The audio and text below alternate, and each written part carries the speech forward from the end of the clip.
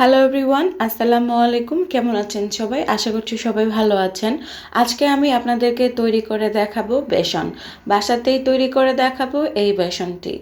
এই বেসন কিন্তু আমাদের রমজানের ইফতারিতে অনেক কাজে লেগে থাকে। আর এই বেসনটা যদি আপনারা আগে থেকেই তৈরি করে রাখেন, প্রিমিক্স করে রাখেন, তাহলে কিন্তু আপনার সময়টাও বেঁচে যাবে আর কাজটাও অনেক সহজ হয়ে যাবে। তো চলুন দেখে নিই কীভাবে আমরা এই বেসনটি বাসাতেই ভেজালমুক্তভাবে তৈরি করে নিতে পারি। 100% ভেজালমুক্ত বেসন তৈরি করতে আমি নিয়ে নিচ্ছি 1 কাপ পরিমাণ বুটের ডাল। আমি আজকে 1 কাপ পরিমাণ বুটের ডাল দিয়ে বেসন তৈরি করব। আপনারা চাইলে কিন্তু বুটের ডালের পরিমাণটা বাড়িয়ে দিতে পারেন। যদি ফ্যামিলিতে আপনাদের সদস্য সংখ্যা অনেক বেশি হয়ে থাকে তাহলে বলবো একসাথে অনেক বেশি করে নেবেন, এতে করে আপনার কাজটা সহজ হয়ে যাবে। এই বুটের ডালের সাথে আমি দিয়ে দিচ্ছি 1 চামচ পরিমাণ চাল। যদি বেশি পরিমাণে নেন তাহলে কিন্তু চালের পরিমাণটা বাড়িয়ে দিবেন, বা চাইলে আপনারা সম্পূর্ণ চালটা স্কিপ করতে পারেন। এই চালটা এখানে দেওয়ার কারণ হচ্ছে আমরা কিন্তু অনেকেই বেসনের সাথে চালের গুঁড়া বা কর্নফ্লাওয়ার ব্যবহার করে থাকি যাতে করে ক্রিস্পি হয়। তাহলে এক্সট্রা যাতে ব্যবহার করতে না হয় তাই আমি যখন বেসনটা তৈরি করে নিচ্ছি একসাথেই চালটা দিয়ে দিচ্ছি। এখন এই চাল আর ডালটা একটু হালকা করে ভেজে নিতে হবে। এই ভাজার কারণ হচ্ছে ডালটা থেকে যে একটা গন্ধ থাকে ডালের মধ্যে সেটা চলে যাবে আর ডালটাও একটু ক্রিস্পি হবে, এতে করে কিন্তু বেসন তৈরি করতে অনেক সহজ হবে।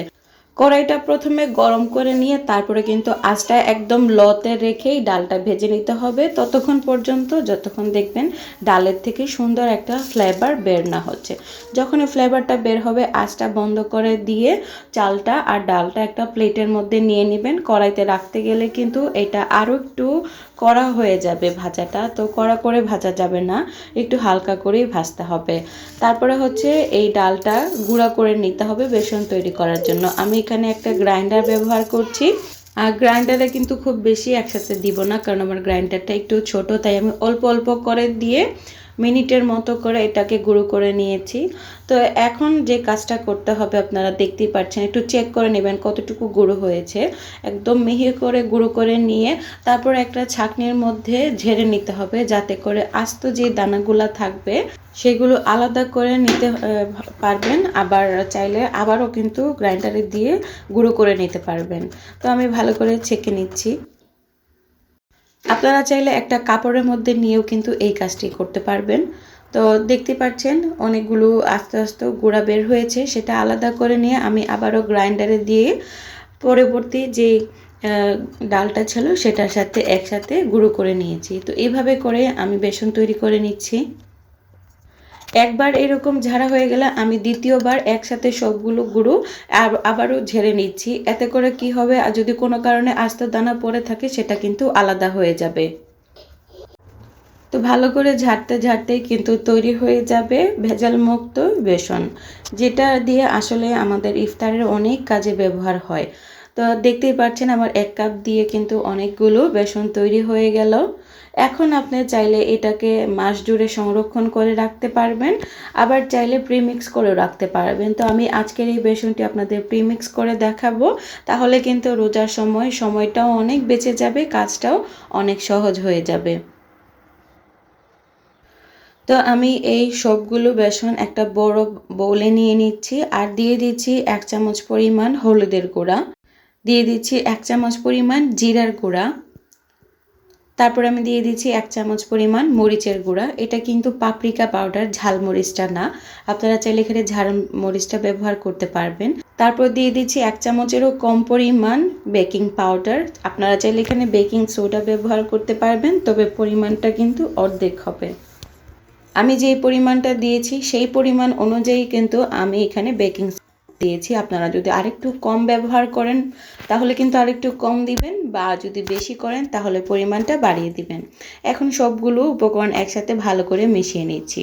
আর আমি কিন্তু এখানে কোনো লবণ ব্যবহার করিনি, আমি সাজেস্ট করব লবণটা ব্যবহার না করার জন্য। অনেকেই করে থাকেন, তাহলে কিন্তু বেশি দিন সংরক্ষণ করাটা একটু কষ্ট হয়ে যাবে। আর এই প্রিমিক্সটা আমি সংরক্ষণ করার জন্য একটা এয়ারটাইট গ্লাস জারে নিয়ে নিচ্ছি।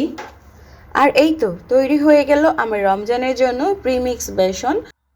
তো এখন এই প্রিমিক্স বেসন গুঁড়া থেকে আমি আপনাদেরকে একটু বেসন গুলিয়ে দেখাবো কিভাবে আপনারা পারফেক্টভাবে বেসন গুলাবেন।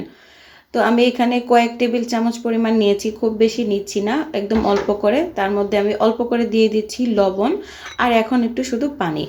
এই গুলানোর সময় এই দুইটা জিনিসই লাগবে, লবণ আর পানি। কাজটা কত সহজ হয়ে গেল, তাই না? আর পানিটা একসাথে দিতে যাবেন না, একদম অল্প করে দিয়ে কাইয়ের মতো করে প্রথমে মিক্স করে নেবেন, তারপরে আস্তে আস্তে করে পানি অ্যাড করবেন। পানিটা যখন অ্যাড করা হয়ে যাবে, ভালো করে মেশানো হয়ে যাবে, তখন আমি অল্প করে দিয়ে দিচ্ছি এখানে তেল।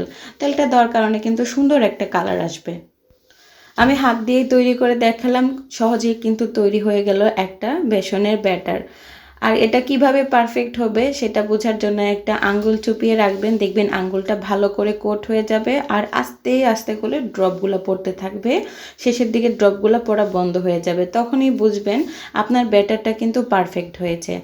ব্যাটারটা আরও পারফেক্ট হয়েছে কিনা বোঝানোর জন্য আমি এক পিস বেগুনি আপনাদেরকে ভেজে দেখাবো। দেখতেই পাচ্ছেন বেগুন থেকে কিন্তু আস্তে আস্তে ড্রপগুলো পড়ছে, এবং সুন্দরভাবে কিন্তু বেগুনিটা একদম কোটিং হয়ে গেছে।